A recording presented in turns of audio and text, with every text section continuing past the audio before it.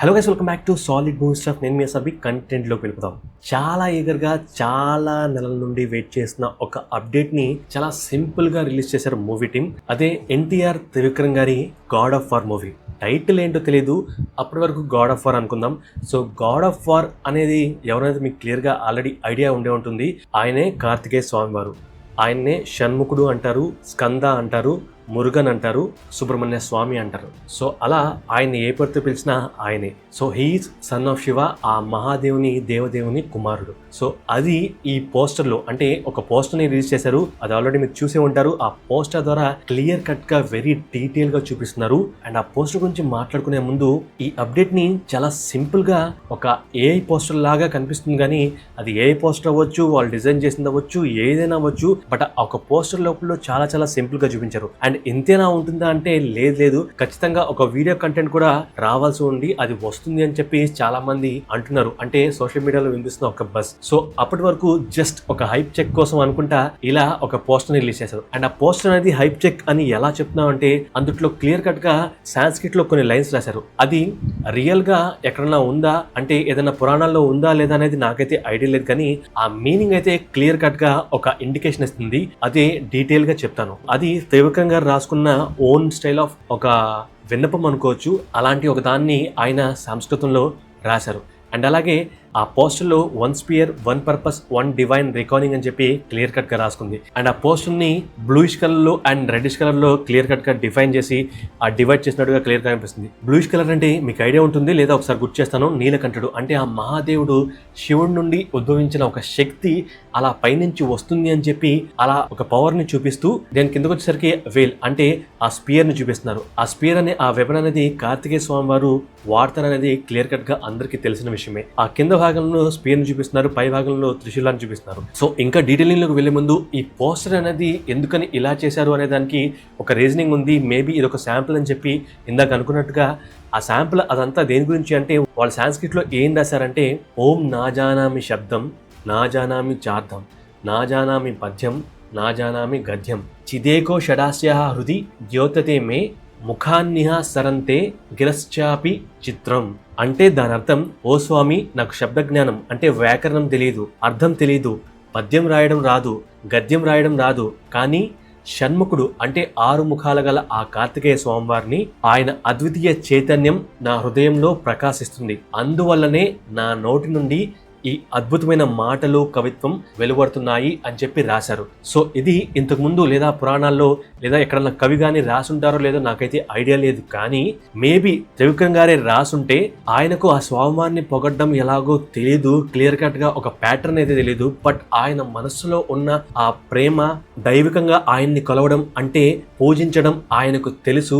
అదే ఒక శక్తిలాగా ప్రకాశిస్తుంది. అందువల్లనే ఇలా నేను రాయగలుగుతున్నాను, అంటే అలాంటి మాటలు రాయగలుగుతున్నాను, ఇలా కవిత్వాలుగా చేయగలుగుతున్నాను, దీన్ని స్వీకరించండి అని చెప్పి క్లియర్ కట్ గా ఈ కవి రాసినట్టుగా మనకు అర్థమవుతుంది. ఆ కవి ఇంతకు ముందు రాసిన వారా లేక త్రివిక్రమ్ గారా అనేది నో ఐడియా. మేబీ త్రివిక్రమ్ గారేనేమో ఇలా ఆయనకు తెలిసిన జ్ఞానాన్ని ఆయన తెలిసిన వాక్యంగా మార్చి, ఇలా పద్యంగా మార్చి మనకు చూపిస్తున్నారేమో అని చెప్పి మనకు అర్థమవుతుంది. సో ఇలా సింపుల్ గా శాంపుల్ ని మనకు అలా పోస్టర్ రూపంలో ఇలా ఈ చిత్రం చేస్తున్నాము, ఈ చిత్రంలో ఏమి ఉంటాయి, ఎలా ఉంటుంది, ఎలా చేయొచ్చు అనే దాన్ని క్లియర్ కట్ గా ఆయన ఇలా ఒక పద్యం రూపంలో చూపిస్తూ అండ్ ఆ విజువల్ ని కూడా మనకు చూపిస్తున్నారు.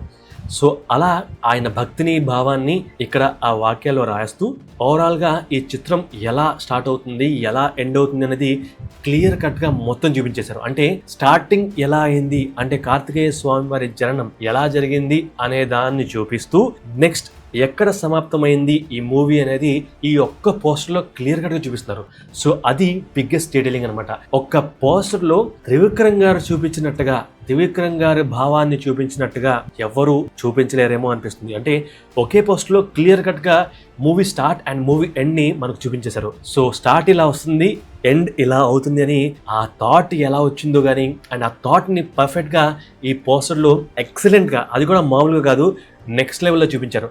అది కూడా ఎలా అంటే, ఇక్కడ పైనుంచి ఇందాక చెప్పుకున్నాం కదా, ఈ బ్లూ కలర్ లో అంటే ఆ నీలకంఠుడు అంటే ఆ మహాదేవుడు, దేవదేవుడు, ఆ శివుని అంశ అలా పైనుండి ఇలా కిందకు వచ్చి దెన్ ఒక డివైన్ బర్త్ తీసుకొని అలా ఆ డివైన్ బర్త్ ద్వారా పార్వతీ అమ్మవారు ఇచ్చిన ఆ వేల్ ని పట్టుకొని ఈ డిస్ట్రక్షన్ ఆఫ్ అసురాస్, ఎవరైతే దేవతల్ని హింసపెట్టి చాలా దారుణంగా హింసించి వాళ్లను చంపేస్తూ ఉన్నారో అలాంటి అసురులను ఆయన డిస్ట్రక్షన్ చేస్తారు. అలా డిస్ట్రక్షన్ చేసిన తర్వాతే ఇలా ఆ రేంజ్ లో వార్ ఉంటుంది. The war between gods and evils and the gods of armies led by Kartikeya Swami వారు అని చెప్పి క్లియర్ కట్ గా మనకు తెలుసు. సో ఆ వార్ జరిగితే ఎలా ఉంటుంది అనేది మనకు క్లియర్ కట్ గా ఈ పోస్టర్ లో చూపిస్తున్నారు. నాకైతే చాలా ఇంట్రెస్టింగ్ గా అండ్ చాలా హ్యాపీగా అనిపించింది ఈ పోస్టర్ డిజైనింగ్, ఆ పోస్టర్ లోని డెప్త్ ఆఫ్ మీనింగ్. ఆ మీనింగ్ అయితే ఎక్స్ట్రానరీ. మళ్ళీ చెప్తాను, ఆయన జననం ఎలా జరిగింది, అక్కడ ఆ స్టోరీ స్టార్ట్ అవుతుంది, దెన్ ఎక్కడికి వెళ్ళి ఎక్కడ ఈ స్టోరీ ఎండ్ అవుతుంది అనేది ఒక్క పోస్టర్ లో చూపించారండి. త్రివిక్రమ్ గారు మాటల మాంత్రికులు అని చెప్తారు.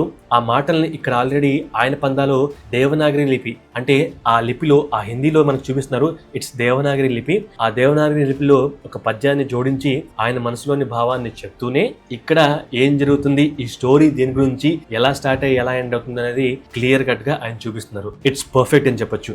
అండ్ ఆ వార్ ఉన్న ఏరియాస్ లో ఆ జెండాలు ఆ బరిసెలు వచ్చి అలా గుచ్చుకొని వాళ్ళందరూ చనిపోవడం, అక్కడ పెద్ద థింగ్స్ కనిపిస్తున్నాయి. మేబీ అది ఏనుగు తొండం లాగా అనిపిస్తుంది. సో ఒక బీభత్సమైన ఆర్మీ, అంటే అటుపక్క ఇటుపక్క one of the biggest armies fight చేస్తే, బిగ్గెస్ట్ ఆర్మీస్ అంటే ఇక్కడ హ్యూమన్స్ కాదు, గాడ్స్ అన్నమాట. గాడ్స్ ఫైట్ చేసుకోవడం అనేది ఇంతవరకు మనం చూడలేదు అనుకుంటా. మేబీ అంటే రామాయణంలో చూసాము, మహాభారతంలో చూసాము, బట్ వాళ్ళందరూ హ్యూమన్స్ అన్నమాట. హ్యూమన్స్ అండ్ వానరులు వెళ్ళి రావణాసుడి గ్యాంగ్ తో ఫైట్ చేయడం, ఆ రాక్షసులతో ఫైట్ చేయడం చూసాము. చూడడం అంటే క్లియర్ కట్ గా ఈ రేంజ్ లో నెక్స్ట్ లెవెల్లో విఎఫ్ఎక్స్ వర్క్స్ తో రియలిస్టిక్ గా కనిపించేలాగా ఒక డిఫరెంట్ కైండ్ ఆఫ్ ఎక్స్పీరియన్స్ ఇచ్చేలాగా ఇంతవరకు మూవీస్ అయితే మనం చూడలేదు, ఎస్పెషల్లీ ఇన్ ఇండియా. సో పాతకాలంలో మూవీస్ చూసాం కానీ అది హ్యూమన్స్ కొట్టుకున్నట్టే ఉంటుంది, బట్ ఇలా విఎఫ్ఎక్స్ వర్క్స్ తో, ఎక్స్ట్రాడినరీ విఎఫ్ఎక్స్ తో ఇంతవరకు మనం చూడలేదు. రేపు నవంబర్ లో రాబోతుంది రామాయణం, అందుట్లో కూడా కొంత డిఫరెంట్ కైండ్ ఆఫ్ విఎఫ్ఎక్స్ ని మనం ఎక్స్పీరియన్స్ చేయబోతున్నాం. And of course next year April 7th వారణాసిలో కొంత చూడబోతాం. బట్ గాడ్ ఆఫ్ ఆర్మీ అంటే గాడ్స్, లిటరల్ గా గాడ్స్ అనమాట, గాడ్ పవర్ ఉన్న గాడ్స్. అలాంటి గాడ్స్ ఒక ఆర్మీని కలిగి ఉండి వాళ్ళందరినీ లీడ్ చేసేది సుబ్రహ్మణ్య స్వామి. ఆయన లీడ్ చేస్తూ ఒక యుద్ధం చేస్తే, ఒక భీకరమైన యుద్ధం, అది అసురులతో, పవర్ఫుల్ అసురాస్తో యుద్ధం చేస్తే ఎలా ఉంటుంది అనేది మనం ఫ్యూచర్ లో చూడబోతున్నాం. అండ్ అది కానీ హాలీవుడ్ రేంజ్ లో ఆ విఎఫ్ఎక్స్ ని డిజైన్ చేసి కళ్ళకు కట్టినట్టుగా ఐమాక్స్ రేషియోస్ లో, అలా బిగ్ స్క్రీన్స్ లో ఈ విఎఫ్ఎక్స్ వర్క్స్ తో రియలిస్టిక్ గా చూపించగలిగితే, అది క్రాక్ డౌన్ చేయగలిగితే, దెన్ ఆ విజువల్స్ ఎలా ఉంటాయంటే, అండ్ అఫ్ కోర్స్ త్రివిక్రమ్ గారి విజన్, ఆయన విజన్ ఎలా ఉంటుందో చెప్పాల్సిన అవసరం లేదు. ఒక్కొక్క టాపిక్ తీసుకుంటారు, అది కమర్షియల్ అవని నాన్ కమర్షియల్ అవని, దాన్ని చిత్తకొట్టేస్తారు, నెక్స్ట్ లెవెల్ లో చూపిస్తారు. అండ్ ఇక్కడ డివైన్ పవర్ ని చూపించబోతున్నారు.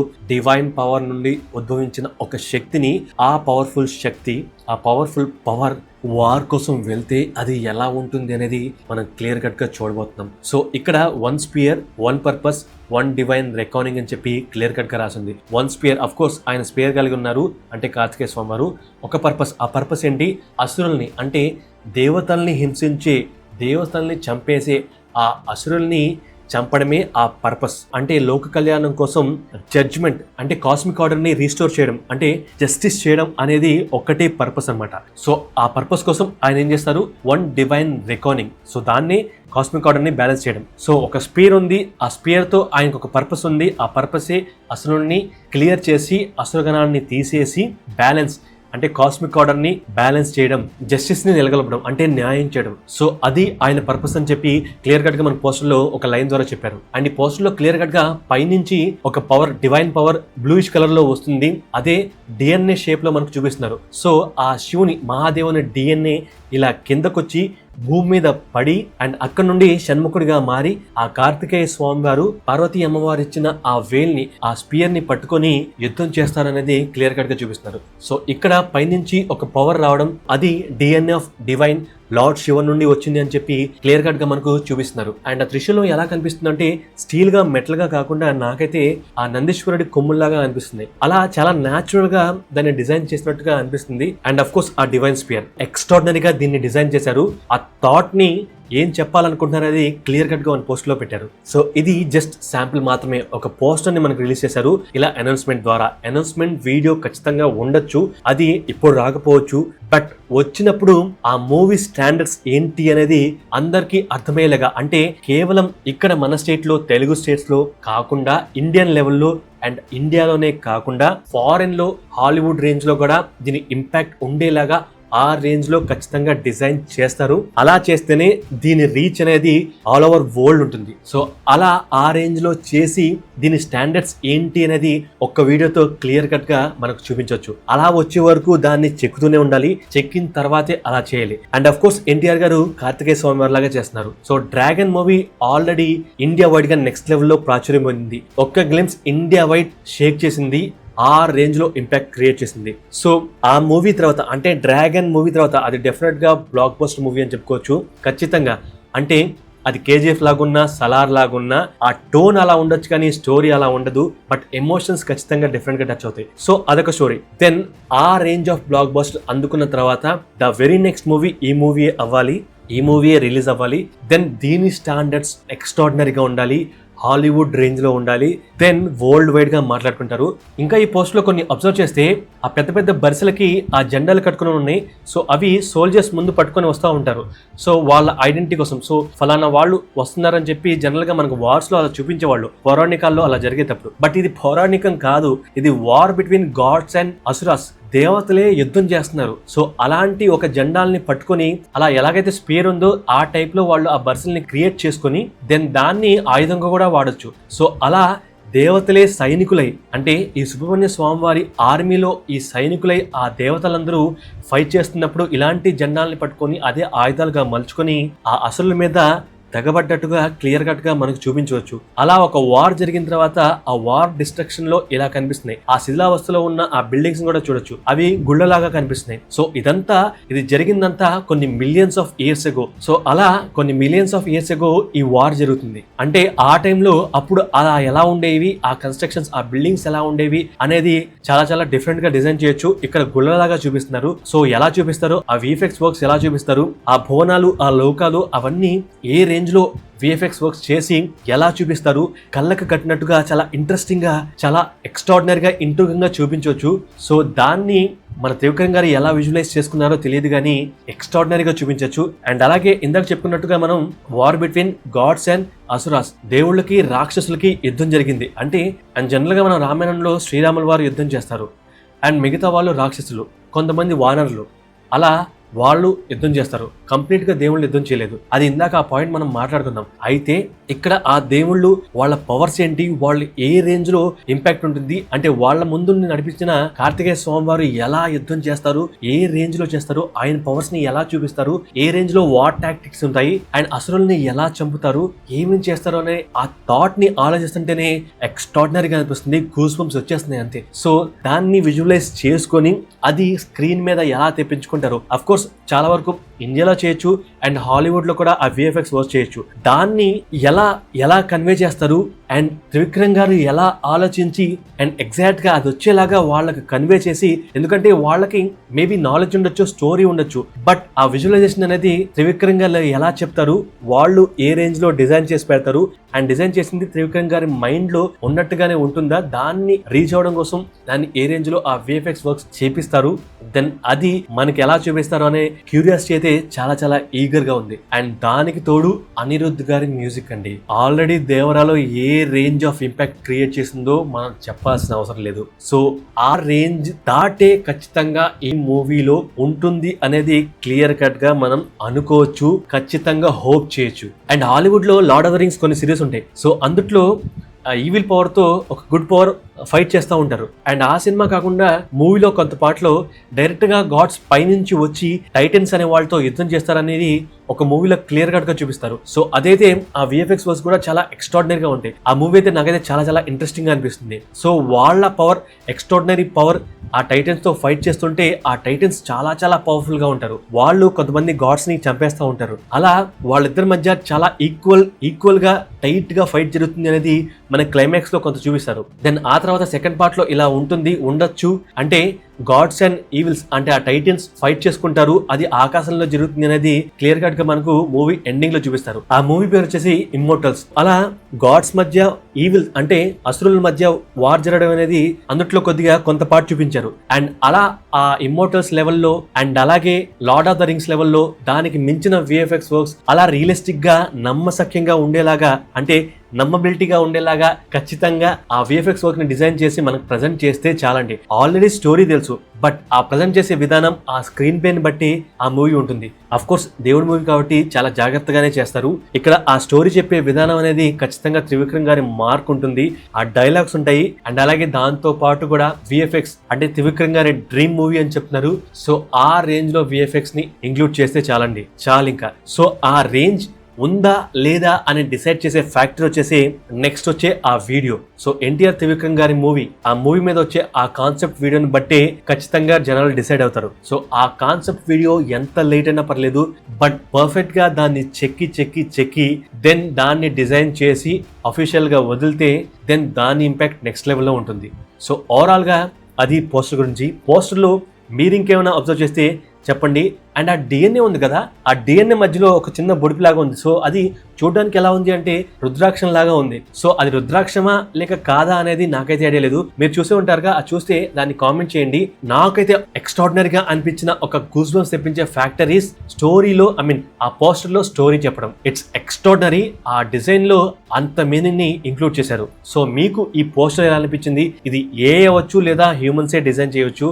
ఎలా డిజైన్ చేసినా ఓవరాల్ గా మీకు ఎలా అనిపించింది? క్వాలిటీ పక్కన పెట్టేసేయండి, కాన్సెప్ట్ మీకు ఎలా అనిపించిందో కామెంట్ చేయండి. క్వాలిటీ ఆబ్వియస్ గా నెక్స్ట్ బెటర్ చేస్తారు. ఇది జస్ట్ అనౌన్స్మెంట్ కి ఇలా కాకుండా సింపుల్ గా కాకుండా ఎక్స్ట్రాడినరీగా చేయొచ్చు కదా అని చెప్పి అనుకునే వాళ్ళకి నెక్స్ట్ వచ్చే కాన్సెప్ట్ లో ఖచ్చితంగా ఎక్స్ట్రాడినరీగా చేస్తారు. ఇలాగే పెట్టుకొని చేస్తే ఖచ్చితంగా ఎవరు చూడడానికి ఇంట్రెస్ట్ చూపించరు. సో అది వాళ్ళకి తెలుసు, అందరికీ తెలుసు. సో ఇలా ఉండదు, ఇంతకు మంచి ఎక్స్ట్రాడినరీగా ఖచ్చితంగా ఉండేలాగే వాళ్ళు చూసుకుంటారు. అండ్ ఇంకొక చిన్న కంప్లైంట్, ఒక ప్రొడక్షన్ హౌస్ దీంట్లో ప్రొడక్షన్ చేస్తుంది కాబట్టి వీళ్ళు సరిగ్గా చేయరేమో అని చెప్పి చాలా మంది భయపడి వస్తున్నారు.